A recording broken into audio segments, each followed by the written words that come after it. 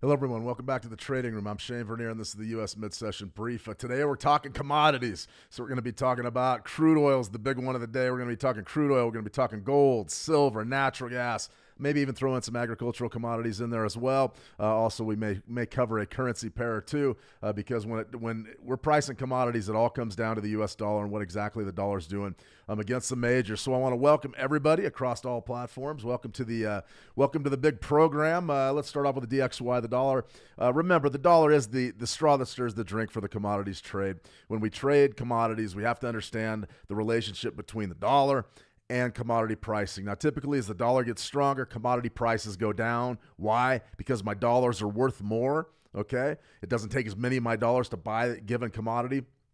And when the dollar comes down, we also see commodity prices typically go up. Why? Because the dollar isn't worth as much, and it's one of those deals where it's going to take more dollars to buy a commodity. So you may have to back up the wheelbarrow full of your dollar bills, or the old Weimar Republic stories where they just had absolute wheelbarrows full of money to buy a loaf of bread or maybe something like a bushel of wheat or grain. So definitely want to always understand what the U.S. dollar is doing before we trade commodities.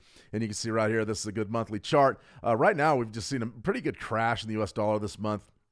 And a lot of that's on the backs of what we believe is going to happen in September, which is going to be rate cut mania. We're pretty sure that it's going to be about a quarter-point rate cut, but it may be a half a point. So right at this juncture, the markets are really aggressively pricing in the Fed, loosening that policy, and that has propped up metals pretty well. And believe it or not, even though WTI crude struggled lately, you're still stagnating right around $75 flat, and that's absolutely key. That's key going into the fall months. Fall seasonality typically means energy prices are in a lull. So this weakening dollar is really showing us just how much sway it does have on the commodity markets. So think about this. U.S. dollar index is right around 101.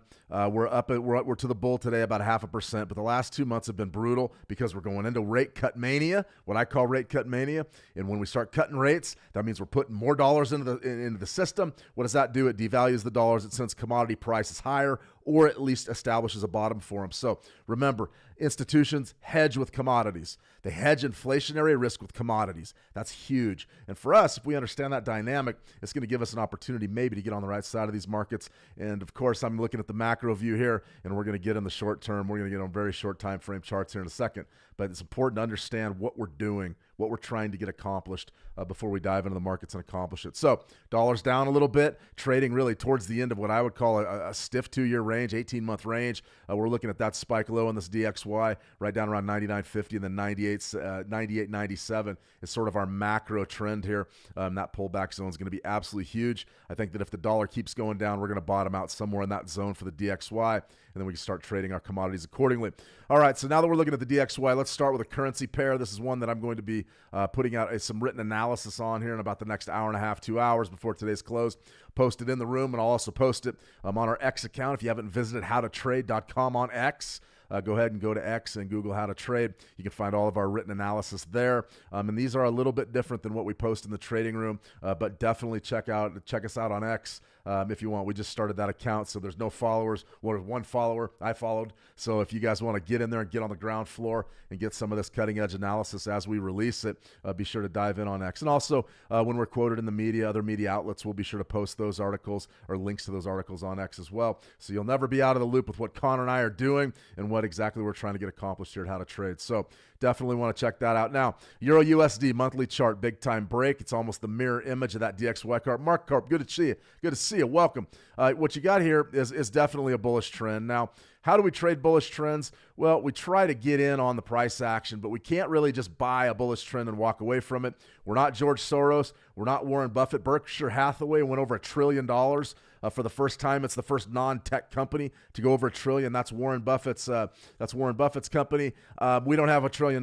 We don't have $1 billion. Most of us don't even have $1 million or $500,000. What we've got is a few thousand that we want to trade with. If we're going to trade with small accounts, we have got to get good trade location. So for me, it's not enough to know that the Euro USD is going up. Yeah, anybody knows that. We look at the chart, big time 2 weeks. But what we can do is get tough with our entry points, and this is what makes us better than the next trader, the next guy or gal. You can see right there, 110.39 is going to be your kill zone, your kill shot right here. And I'm going to put out the written analytics and how to execute this trade a little bit later today, and also the key market drivers in that piece. But right there, 110.39ish, I would be bidding 110.44s, maybe even 110.50s to be very aggressive with this. I want to get in on this trend. I don't think the U.S. dollar is even close to reversing yet, but we've just got to wait and see what happens with price action. But if we get that good, strong trade location, we got a time to really kill it. Or we got a chance to really kill it, and that's what I want. I want green pips, stacks of green pips. I want everybody to get used to making money. I get on these live streams, I talk risk, and I talk risk almost all the time because it's very important. But we have to get past thinking about just risk. You have to get past thinking about how much cash you're going to lose. I mean, really, you got to get past it. You got to get past that. You got to say, okay, I'm trading to trade well. I want to be profitable. The best way to do that is to trade to the green. And if you have to take smaller profits than maybe you want, or than maybe other people are telling you to take, then take them and get that momentum going. And every day, make money every day. Get the train going. Get the momentum going. Dig in and just be good. Be very good at what you do. And if you do get good at trading, well, I mean, I can tell you that it opens up a lot of doors for you, and that's what everybody here wants, is to be good at it, but really focus on being good at trading. Don't focus on the money so much. Dial in your risk, take your trades, execute. If you do need a broker, switchmarkets.com got you covered. There's all sorts of bonuses and rewards programs going on over there right now. Go to switchmarkets.com. They'll fill you up with everything you need to get started in the live market. Okay, week 35. This is what we're looking at here. Week 35, you've got Monday, durable goods orders. Tuesday was consumer confidence. Today is EIA crude oil stocks. That's going to be our fundamental of the day. I'm going to go over the report. I'm going to show you how to read it, and then we're going to trade U.S. oil. Okay, Tuesday through Thursday, psychology. I cover this stuff every week, but I have to. Because for me, this is everything. This is my game plan. Monday, I'm looking to get momentum going. Tuesday, Wednesday, Thursday, pedal to the metal, going hard. Friday, essentially, I'm counting my money, and I'm at least putting half of that in my pocket, and I'm getting ready for the next trading week. This game's all about momentum. Preserve your momentum. Nurture your momentum. Think of it as green shoots. Every one of those winning trades that you have, hey, you may have only just made $50 or $25. It's not $1 million. You don't have Soros money or Buffett money, but it's a green shoot. Nurture it. Take care of it. Grow that momentum, and you'll build yourself into a competent trader. And once you get to be a competent trader, let's see. You're getting Connor Prevail's webinar. I should be live. I think I'm ready. I think I'm live. Yeah, I'm pretty much watching the thing go live. So yeah, I'm live. It's time to trade commodities. So maybe log off and then log back on. Perhaps you guys are getting the wrong one. Yeah, I'm live. It shows I'm live. So in any case, maybe just go back and click on the upcoming streams or the current streams. Potentially that may get you in the right place at the right time. In any case, right here, Tuesday, Wednesday, Thursday, psychology. What do we got here? News of the day. We've got interest rates continue to fall. That's our MBA interest rate expectations. Something like that you could definitely get in on and be able to maybe estimate exactly where monetary policy is going. So right there, you've got 6.44 and 6.50. Mortgage applications sort of up a little bit because those interest rates are coming down. So when we talk about the U.S. dollar, let me see. Shane, no, I can't get you on HET. I switched to YouTube. Yeah, Mark Corp, just drop it in the live chat if in fact you got it. I should be live in the room right now, though, I believe. Let me go ahead and check the credentials here. Yeah, I should be live. I believe I'm live. May not be live. I don't know. It's showing me right in front of my screen that I'm live in the room. So we'll go ahead and just press on. Drop the HTT or the YouTube link in the live chat too if you like. In any case, interest rates continue to fall. We're coming down in a big way. We're down to 6.4% on the 30-year mortgage rate, and then also our mortgage applications are at 0.5. That's going to get us a little bit of growth there, and you're going to be in a decent position to do just that. So in any case, what we're looking at here is going to be our EIA Crude Oil Stocks Report. Now, what is the EIA Crude Oil Stocks Report? The Energy Information's EIA Crude Oil Inventories measures the weekly change in the number of barrels of commercial crude oil held by U.S. firms. Yeah, well, I mean, if it's on YouTube, it's on YouTube. I don't know what the problem is. We could try to restart it, but I'm going to go ahead and just finish up the stream. Just go ahead and cruise on over to YouTube and watch it if you if you're able to. If not, we'll just miss a stream, I guess. The Energy Information's Crude Oil Inventories measures the weekly change in the number of barrels of commercial crude oil held by U.S. firms. The level of inventories influences the price of petroleum products, which can have an impact on inflation. So, if in fact you do have that on inflation. Let's see, what do we have here? Yeah, we are showing Connors in the live chat. Well, I don't know what to do about it, to be honest with you. I'll have to troubleshoot it later, but we're just going to have to go on with it. I mean, I guess let's try this here for the trading room real quick. Let's go ahead and stop streaming. We're going to go ahead, get rid of that stream there, and then we're going to go ahead and line this thing up again. To be honest with you, we're doing some different things with our presentation style, so there's going to be some hiccups. Let's go right here. Boom. Let's go ahead and exit out of that. Let's go ahead and try this one more time in the trading room.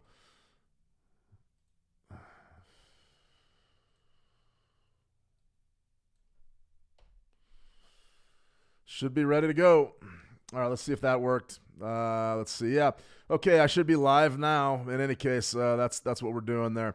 All right, in any case, let's get on with the program here. What is the EIA Crude Oil Stocks Report? The Energy Information Inventories measures the weekly change in the number of barrels of commercial crude oil held by U.S. firms. Level of inventory influences the price of petroleum products. Okay, very, very simple. Very, very simple. When we come in with a supply build, it's going to be, that's actually not right either. Okay.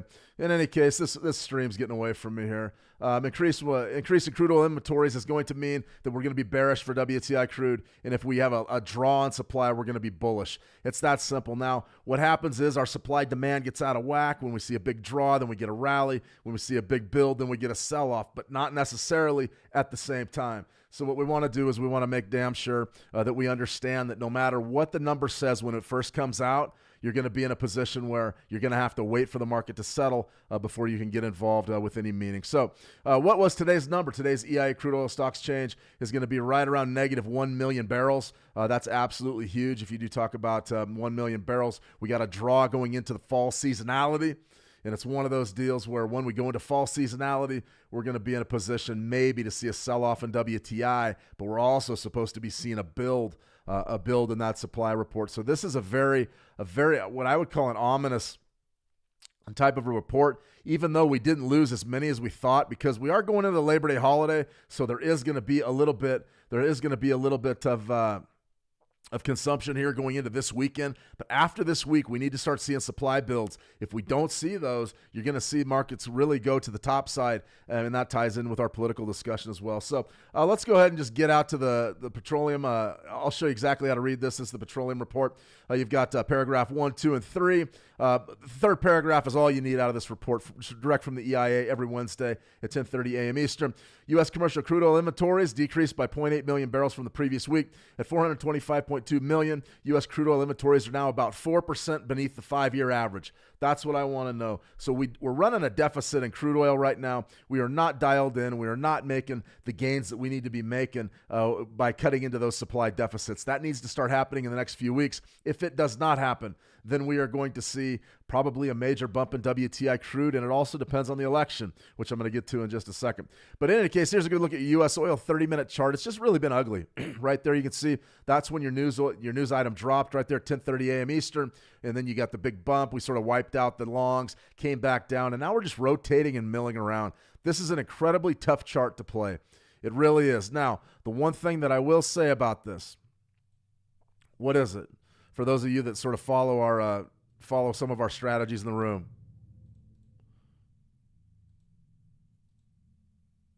Maybe something like that. You guys know where I'm going. It's a Bollinger W.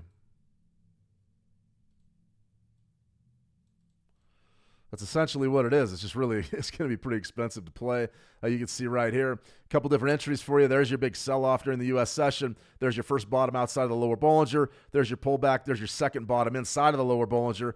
Odds are you would have bought in right up there and your buy would have been somewhere right on that big green candle's close, which is about 75.11, and right now you'd be at break even. So your stop loss would have to be beneath today's low, and you'd probably be looking for that 76 mark. Let's see exactly where today's low is, about 73 3/4. So yeah, you're going to be risking about 125 pips there. That's going to be a significant risk. You're going to have to get that to the top side. That's about 75.10. So you're going to need to see at least 76 1/4, something like that. If you're going to take a trade like this would be more of a position trade, probably for the rest of the week, at least for the next day or so. I would be surprised if WTI crude does much of anything. Would I have taken that W? Probably not. That risk is very big, and you're going to need to get a directional move from it to really get anything cooking at all. So something to think about there. If you do want to trade WTI crude, you certainly can. You just have to be aware of what's happening. Now, we really do have a weekly double bottom that's set up. We had a spike low back in early June, but we do have a weekly double bottom, which is going to be right in this area right here. Your low is going to be 71.71, and then also 71.49. Your low right there is going to be 71.71, and then there's 71.49. So that 71.50 area, I would say that's a big deal. I really would. 71.50-ish. Definitely mark that on your chart. That's going to be an area that you're going to want to watch. And the reason why is we really do have a weekly double bottom right there. Now, a lot of folks are going to say, Shane, that's not a double bottom. You don't get the big pullback. It's not like that W formation. No, it isn't. But what you do have is price failing to move lower at that key level of 71.50 on the U.S. oil contract. Right now we're milling right around 75.02. I'm a buyer at 71.50. I think that's a pretty good location to the top side. For right now, though, how would I trade it? Well, let's keep working. Let's go down. Now, this is pretty good market structure. I mean, there's no two ways about this. There's a couple different ways that we can trade this thing. The first thing we could do is look at the macro trend. You say, okay, there's your big sell-off. How far did we retrace? And is, in fact, that daily downtrend still valid? Well, you'll notice we spotted this area right there, that 62%, the back end of that golden zone.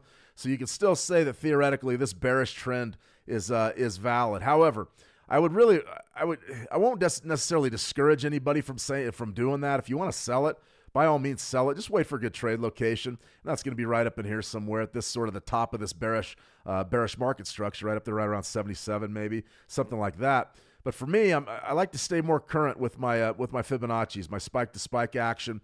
And you can see right there, what do we have?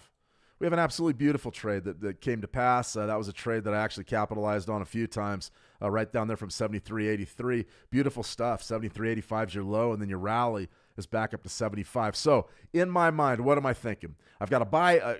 I'm buying 71.50s, no question about it. 71.75s, I'm buying that. Also, 62% level down there right around 73.83.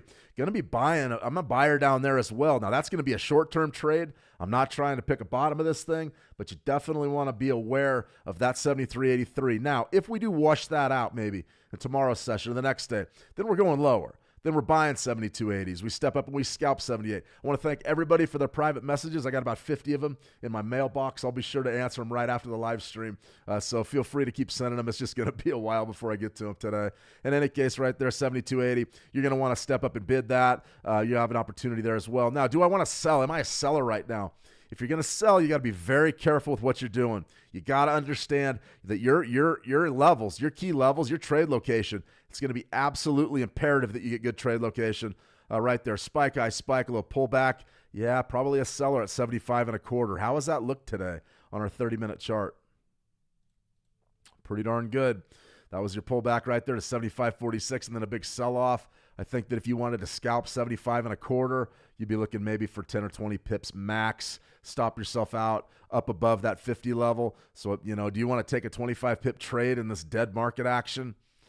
I'm going to leave that up to you, but realistically, guys, that's the trade. Your stop loss, I would put it probably right up there, take my leverage down a little bit, give this thing a chance to work. But I'm just telling you, if you sell 25s, okay, that's a 34 pip risk. So down here, you're going to have to get 74.90-ish, something like that, 74.85-ish to make it worth it, at least on a one-to-one. Does that happen?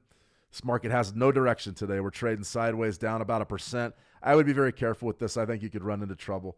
That's for sure. But if you wanted to scalp it, just get in and get out real quick for 10. You probably could do something like that, 8 to 10. But just don't get carried away with your leverage. Be very, very careful with that. All right, guys, natural gas. This is a huge one. We actually put this out as market analytics last week, and you can see this week's low went right down to 2.079. This is the Skilling CFD. Your CFD numbers are going to be a little different, and that is also if in fact you got involved maybe with a natural gas futures contract. It's going to be different, but the structure is the same. There's your spike low back there that week of the 5th of August, and then you sort of have that double top up there at 23, and then since then we just sort of been rotating. So a nice big sell-off into our golden zone, and then we bounced. We didn't quite get elected on that. We were hoping to grab that long this week. I thought that would be a pretty good job for natural gas, but be that as it may, it just didn't happen. So I'm interested in maybe getting down there, 2.041, something like that could be pretty good. If in fact we get the bid, we just got to wait, and I don't necessarily know we're going to get it. Now, if we want to get rid of all that and say, okay, Shane, what's happening right now though? And I would tell you a lot. Really a lot in this market. This is a bona fide downtrend. Going back to the week of the 10th of June, my birthday, turned 45 on June 10th, Monday. Nice big sell-off right there and then a pullback. What can we really say about the price action? I want to be on the bearish side of it. I don't really want to be on the bullish side of it if I can help it. So if I want to get bearish, if I want to sell this thing, where would I sell from? Probably right up there at 38%, somewhere right in there, maybe 22.25, or excuse me, maybe 23.25, somewhere right up in this zone would be a pretty good short. Now, here's the thing to remember about natural gas. We're going into the fall. So what does the fall seasonality mean? Now, fall seasonality for WTI crude oil is sort of bearish, meaning the travel demand is going to dry up a little bit as we go into the winter months, yada, yada. What's it going to be for natural gas? It's going to be the opposite. We're going to be looking for bullish price action here in the natural gas market, and the reason why is more consumption from people in the northern hemisphere to heat their homes, heat their businesses, and things of that nature. Well, big picture, our key level in this market's at 38% on the weekly. Once we see the market break above that, 2.348, something like that, then we're going to look to get involved to the long side. I'm buying pullbacks and I'm doing it all day long. I'm not really interested in selling the market at that point. But until we break that, I have no interest in going long. I really don't. This market's been depressed for a long, long time. If you go back really to the onset of the Russian invasion of the Ukraine, what do you got? You got a tremendous downtrend, and we haven't been able to rally since. So natural gas is flowing. There is a lot of supply out there. But for right this minute, do I believe the bottom's in? Potentially. If you wanted to go position long right now, if you wanted to buy it, put your stop loss right beneath that spike low, which is 115.42. If you wanted to take a position, and there's a lot of institutions that have done just that, something like that, stop loss there, and they're looking for a big-time gain, at least cutting into these losses from these massive highs that we saw on the invasion of the Ukraine by Russia. They really are looking for 4s, 4.5s, maybe 3.5s. So that's a big position trade. Not many people have the cash to do that one. And if you do it with a CFD, you're going to get charged your swap fees, and it's going to be pretty expensive. Your cost of carrying this trade is probably going to outweigh your gains. So be very careful going long natural gas. Personally, I would wait until we get a break, maybe above 2.5, maybe even above that 50%, and then we can start strategizing maybe for a return back up to 3.5. Now remember, to open this year, we had a gap down, something like that, boom, boom. Our gap was right there, right around about 445. I was anticipating a rally and really getting back to business and testing that out, and we just haven't had it. We haven't had it all year long. So this gap, I've been watching it for a long time. Do we get a chance at it? Maybe. Do I think it's a good idea to buy and hold looking for that? If you're going to do it, this would be the time of year to do it. Just understand that's a big risk. And in order to really give yourself a chance, you're going to have to, your stop loss is going to probably have to be down there right around 1.4, something like that. That's a long way of saying natural gas is really tough to trade right now. I'm a seller from 38% till it breaks. And then once it breaks, I'm a buyer. Topside target could be pretty lucrative, though. I expect us to get at least a 3.5 this winter, maybe 3.6 or 7. We just got to wait and see what develops here in our market. Okay, now as far as commodities go, it really is all about the U.S. dollar, and it's about what can happen essentially to monetary policy. That's probably going to be your key market driver that's constant over the years. But the other thing we really have to look at when we talk commodities is politics. Now, there's a couple different views of thought. A lot of folks that are getting into the green energy and they want to transition and the global warming and everything. I really don't care what you believe. I don't care what side of the fence you're on. I genuinely don't care. What we need to understand as traders is we've got to know what this stuff does to the markets.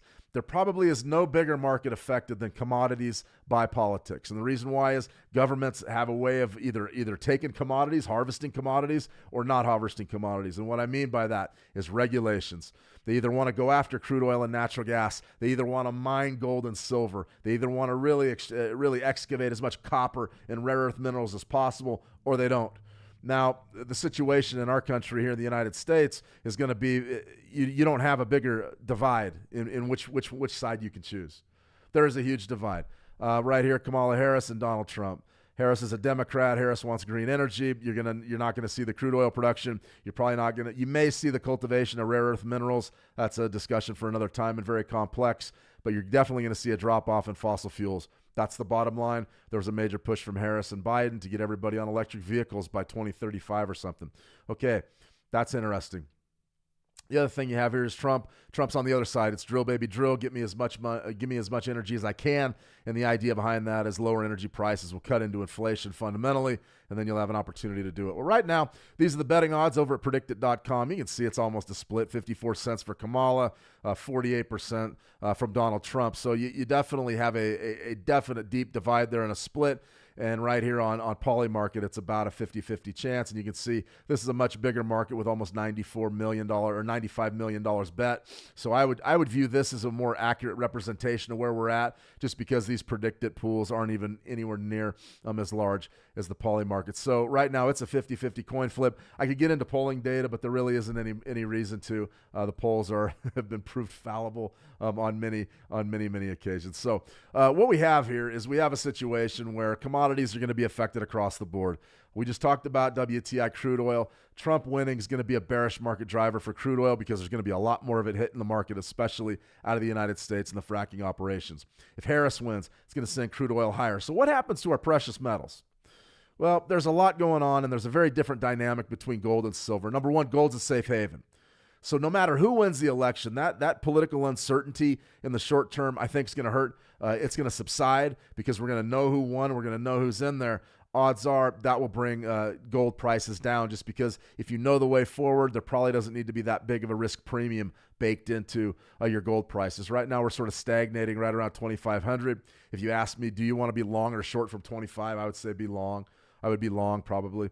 But you can see today has been a big-time correction of almost 1% in gold. What has that really done to our expectations? Well, I mean, our expectations haven't changed. I think we're going much higher in gold, but when? And that's the big question for retail traders. When do we go higher?